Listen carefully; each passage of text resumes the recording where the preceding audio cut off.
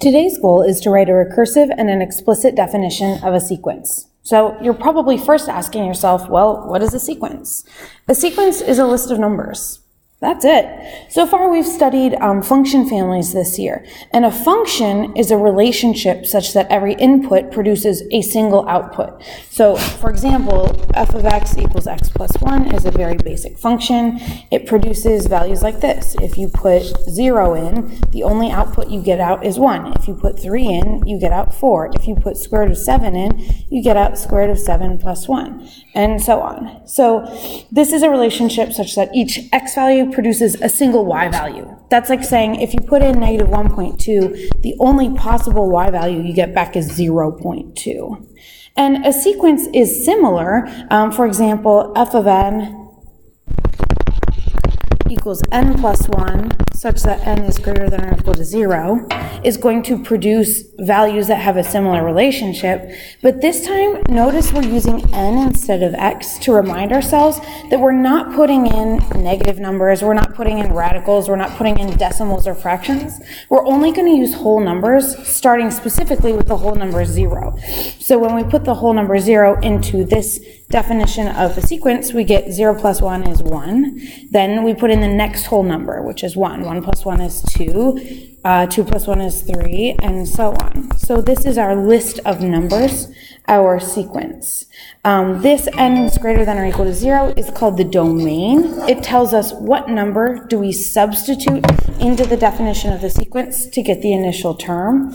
And sometimes you'll see the notation. We would call this a sub 0, a sub 1, a sub 2, a sub 3, and so on, to say this is our initial term in the sequence.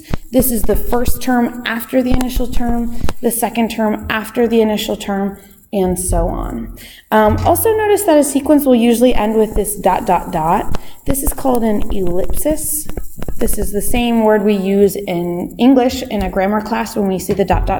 and it means that the sequence continues forever onwards. Okay, so our goal today is to write recursive definitions of a sequence and write explicit definitions of a sequence. So you're probably asking yourself, well, what's the difference?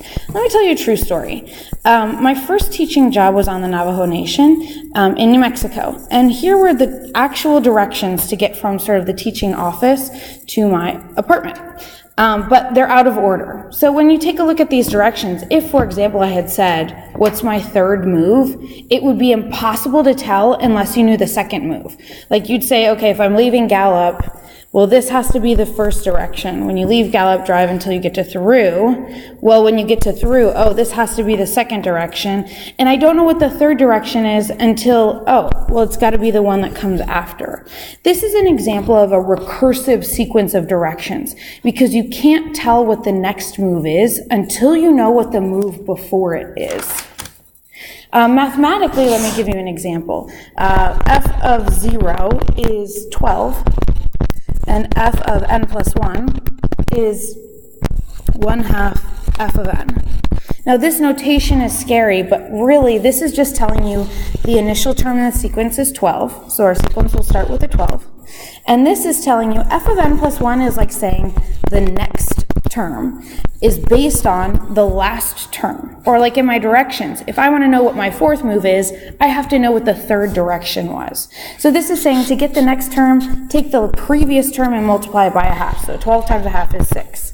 And then to get, again, the next term, multiply the previous term by a half. So 6 times a half is 3. And then multiply this guy by a half. And then multiply this guy by a half. And so on. So this is the sequence it produces. Let's take a look at a similar sequence. What if I said instead that f of 0 was 10? And I'm still going to say f of n plus 1 is 1/2 f of n. This is the same sequence, except you're starting with a different initial term, right? This time our initial term is 10, then you take 10 and multiply by a half, then you take 5 and multiply by a half, and so on to get this sequence. The terms still have a common ratio of 1/2, it's just that you're starting in a different place.